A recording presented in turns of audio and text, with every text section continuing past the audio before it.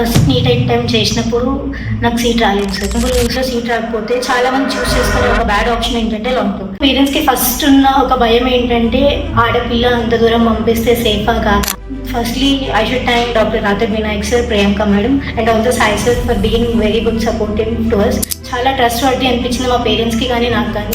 Long term తీసుకొని time waste చేసుకోవడం బదులు ఒక ట్రస్టెడ్ ప్లాట్ఫామ్ లైక్ డాక్టర్ ఫోరంని చూస్ చేసుకొని.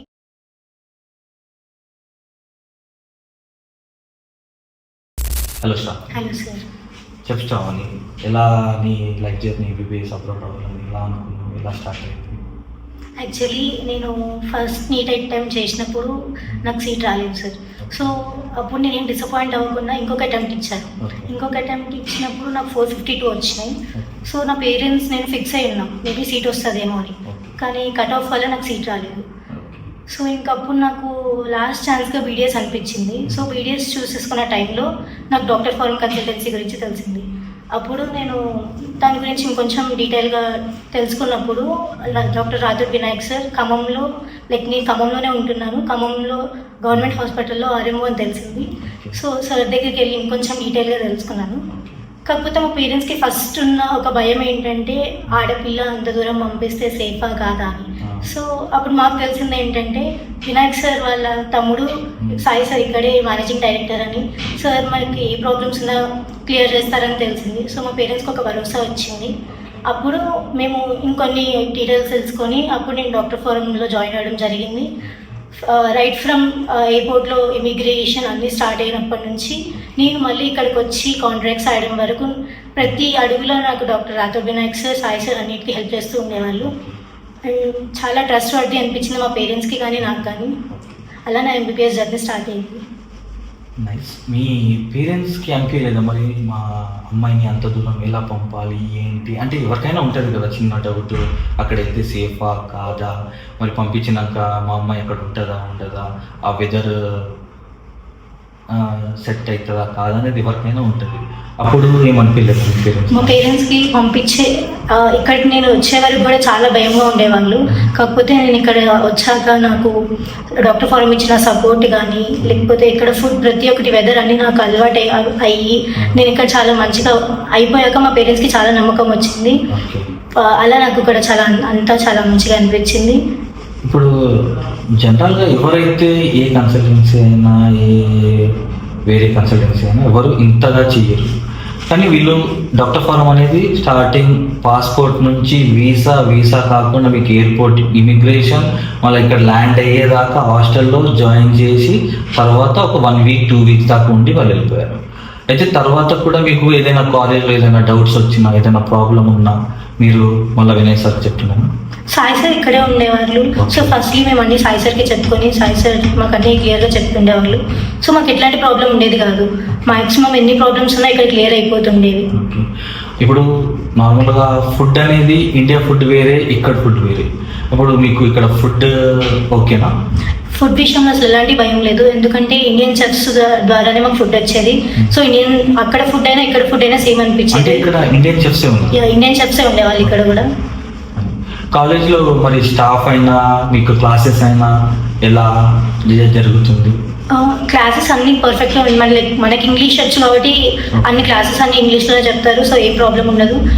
మనకి ఇక్కడ టీచర్స్ కూడా చాలా సపోర్ట్ ఇస్తారు, చాలా ఫ్రెండ్లీ ఉంటారు. అంటే నార్మల్గా ఎక్కడైనా లోకల్ స్టాఫే ఉంటుంది, మనకి మన ఇండియన్ స్టాఫ్ అలా ఉన్నారా? ఇండియన్ స్టాఫ్ కూడా ఉంటారు. ఓకే. ఇది మళ్ళీ 5 years అయిపోయినాక మీకు మళ్ళీ ఎఫ్ఎంజీ ఉంటుంది కదా? ఎఫ్ఎంజీ దానికోసం కూడా మనకి ఇక్కడ గైడెన్స్ అని లేకపోతే ప్రిపరేషన్ అని డాక్టర్ రాథర్ వినాయక్ సార్ చేస్తూ ఉంటారు. అంటే మీకు ఇక్కడ ఎఫ్ఎంజీ కోచింగ్ కూడా మీకు ఫస్ట్ ఇయర్ నుంచి 5th year వరకు ఇస్తున్నారు? కోచింగ్ కూడా ఫస్ట్ ఇయర్ నుంచి 5th year వరకు ఇస్తూ ఉంటారు. కోచింగ్లో ఇప్పుడు డౌట్స్ వచ్చినా మీకు సార్ అప్పుడప్పుడే సాల్వ్ చేస్తున్నారు, అన్ని ప్రాబ్లమ్స్ అన్ని సార్ట్ అవుట్ చేస్తారు. ఓకే. ఇప్పుడు ఇక్కడ ఉన్నందుకు నీకు ఎలా అనిపిస్తుంది, నువ్వేం ఫీల్ అవుతున్నావు? Firstly I should thank doctor రాథర్ Vinayak sir, Priyanka madam and also Sai sir for being very good supportive to us. మాకు లైక్ ఏ ప్రాబ్లం ఉన్నా కూడా వాళ్ళు మేము ఉన్నాము అని చెప్పి మాకు అన్ని ప్రాబ్లమ్స్ సాల్వ్ చేసేవాళ్ళు. ఎప్పుడు మమ్మల్ని వాళ్ళు మాకు ఎందుకు వీళ్ళతో అనుకోలేదు, మన స్టూడెంట్స్ మన పిల్లలు అనుకొని ప్రతి ఒక్క ప్రాబ్లమ్ సాల్వ్ చేస్తూ ఉండేవాళ్ళు. Starting from like fee issue అయినా ఏ ఇష్యూ అయినా కాలేజ్లో ఏమైనా ఇష్యూ ఉన్నా అన్ని సార్ వాళ్ళకి చెప్తే మాకు అన్ని క్లియర్ అయిపోతుండేవి. అయితే మీకు ఇక్కడ ఏ భయం లేదు, ఏ భయం లేదు. అంటే మీకు ఇక్కడ ఇండియా ఫీల్ వస్తుందా లేకపోతే లేదు ఫారెన్ లో ఉన్న ఒక ఫీల్ అనేది ఏమన్నా? ఇండియన్ ఫీల్ ఉంటుంది, అందరు మన వాళ్ళే ఉంటారు. అంటే చాలా మంది ఇండియన్ స్టూడెంట్స్ ఉన్నారు ఇక్కడ, అయితే మీకు ఈ బయట దేశంలో ఉన్న ఒక ఫీల్ రాదు, మొత్తం ఇక్కడ మన వాళ్ళే ఉన్నట్టు అనిపిస్తుంది. ఓకే, మీకు కాలేజ్నా లేకపోతే స్పోర్ట్స్ అలా కూడా ఏమన్నా చేస్తారు? స్పోర్ట్స్ కూడా జరుగుతాయి, స్పోర్ట్ ఈవెంట్స్ జరుగుతాయి, కల్చరల్ ఈవెంట్స్ జరుగుతాయి. ఇండియన్ ఫెస్టివల్స్ జరుగుతాయి. ఓకే, ఇంటర్ యూనివర్సిటీ కాంపిటీషన్స్ జరుగుతాయి. Okay fine. సో మనకి ఒక యూనివర్సిటీ నుంచి ఇంకో యూనివర్సిటీ వాళ్ళ మధ్య కమ్యూనికేషన్ పెరుగుతుంది. మనకి అందరి గురించి లైక్ అన్ని ట్రెడిషన్స్ గురించి తెలుస్తుంది. అన్ని కంట్రీ వాళ్ళతో కూడా మనం మాట్లాడుతుంటే మనకి ఎక్కువ వాళ్ళతో ఇంటరాక్ట్ అవ్వడం వల్ల మనకి అన్ని తెలుస్తూ ఉంటాయి. ఇప్పుడు చాలా మందికి మన ఇంట్లో ఫుడ్ గుర్తుకొస్తుంది, బిర్యానీ అయినా ఏదైనా ఇంట్లో గుర్తుకొస్తుంది. మరి మీకు ఇక్కడ అలా ఏం గుర్తు? అలా అసలుకి రాదు, ఎందుకంటే ఇండియన్ చెఫ్స్ అయ్యింది వాళ్ళు ఇంకా లైక్ సౌత్ చెఫ్స్ వాళ్ళు ఇంకా చాలా బాగా చేస్తారు. వాళ్ళ వే ఆఫ్ కుకింగ్ అయినా అంతా ఇండియన్ లైక్ ఇంటి స్టైలే ఉంటుంది. సో అప్పుడెప్పుడు అలా అనిపించలేదు. ఓకే, అయితే ఇక్కడ హ్యాపీగా హ్యాపీ, ఏ ప్రాబ్లం లేదు, ఎలాంటి ప్రాబ్లం లేదు. ఓకే, వినాయక్ సార్ మీకు స్టార్టింగ్ నుంచి ఎండ్ దాకా మొత్తం వినాయక్ సార్ టేక్ కేర్ చేస్తారు. ఇప్పుడు మీ ఫ్రెండ్స్ కూడా ఉంటారు, మరి నువ్వు వాళ్ళకి ఏం చెప్పబోతున్నావు? ఇంకా నెక్స్ట్ వచ్చే స్టూడెంట్స్కి అయినా డాక్టర్ ఫారం తరఫు నుంచి ఈ ఒకటే సంవత్సరం కాదు, ఎవ్రీ ఇయర్ వస్తూనే ఉంటారు కదా. ఈ ఇయర్ ఎంతమంది స్టూడెంట్స్ వచ్చారు? ఇయర్ అరౌండ్ 55 స్టూడెంట్స్ వరకు వచ్చారు. 55 స్టూడెంట్స్ వరకు. ఓకే, నెక్స్ట్ వచ్చే స్టూడెంట్స్కి నువ్వేమన్నా చెప్పబోతున్నావు? జనరల్లీ ఇప్పుడు ఫర్ ఎగ్జాంపుల్ నీట్లో సీట్ రాకపోతే చాలా మంది చూస్ చేసుకునే ఒక బ్యాడ్ ఆప్షన్ ఏంటంటే లాంగ్ టర్మ్స్ తీసుకుంటూ పోతే ఏజ్ పెరిగిద్ది, యూజ్ ఉండదు. అండ్ మెయిన్లీ సీట్ వస్తుంది అన్న కాన్ఫిడెన్స్ కూడా ఇవ్వలేము అందరికి. ఇయర్ పోతూ ఉండగా పేపర్ టఫ్నెస్ కూడా పెరుగుతూ ఉంది. సో లాంగ్ టర్మ్ తీసుకొని టైం వేస్ట్ చేసుకోవడం బదులు ఒక ట్రస్టెడ్ ప్లాట్ఫామ్ లైక్ డాక్టర్ ఫారంని చూస్ చేసుకొని వాళ్ళ ఎంబీబీఎస్ అబ్రాడ్ జర్నీ కంటిన్యూ చేస్తే వాళ్ళకి లైఫ్లో కొంచెం మంచి స్కోప్ ఉంటుందని నేను అనుకుంటున్నాను. లైఫ్ టైం వేస్ట్ చేసుకోకుండా ముందే వచ్చి చేసుకుంటే బాగుంటుంది అని నువ్వు అంటున్నావు. ఓకే సార్, ఫస్ట్ ఇయర్ అయిపోయిన తర్వాత మీరు ఇక్కడ నుంచి ఇంటికి వెళ్తారు సమ్మర్ హాలిడేస్ అని. మరి అప్పుడు వెళ్ళినప్పుడు కూడా మీకు వాళ్ళు సపోర్టివ్గా ఉండేనా లేకపోతే మీరే వెళ్ళిపోయారా? టికెట్స్ అవన్నీ మీరే చేసుకున్నారా? సార్ వాళ్ళ దగ్గర నుండి వాళ్ళు టికెట్ బుక్ చేశారా? సార్ వాళ్ళ దగ్గర నుండి టికెట్ బుక్ చేస్తారు. ఇంకొక బెస్ట్ థింగ్ ఏంటంటే ఇంటికి వెళ్ళాక కూడా ఖాళీగా ఉండకుండా సార్ వాళ్ళు మనకి అక్కడికి వెళ్ళాక హాస్పిటల్కి పిలిచి అక్కడ క్లినికల్ క్లాసెస్ చెప్తారు.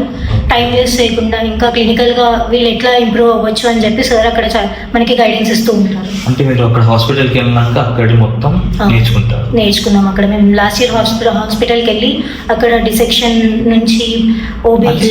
నేను విన్నాను ఇండియాలో కూడా ఎంబీబీఎస్ చేసిన వాళ్ళకి ఫస్ట్ ఇయర్ నుంచి వాళ్ళకు హాస్పిటల్ క్లాసెస్ అనేది ఉంటుంది.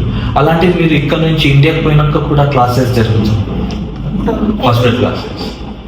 వినాయక్ సార్ గవర్నమెంట్ హాస్పిటల్ ఆరంభం కాబట్టి సార్ మమ్మల్ని దగ్గరుండి ప్రతి ఒక్కరికి ఒక్కొక్క డిపార్ట్మెంట్ అసైన్ చేసి ఆ డిపార్ట్మెంట్ గురించి మాకు మంచి అవగాహన వచ్చేలా చూసుకున్నారు. ఓకే, మీకు అక్కడ అంతా సార్ వాళ్ళు చూసుకున్నారు. ఓకే శ్రావణి, నీ ఎంబీబీఎస్ జర్నీ అనేది బాగా చెప్పావు. ముందు వచ్చే స్టూడెంట్స్కి కూడా ఏం భయం లేకుండా ఏమి ప్రాబ్లం రాకుండా నీ తరఫు నుంచి చెప్పినావు. Thank you for that. All the best for your future. Thank you sir.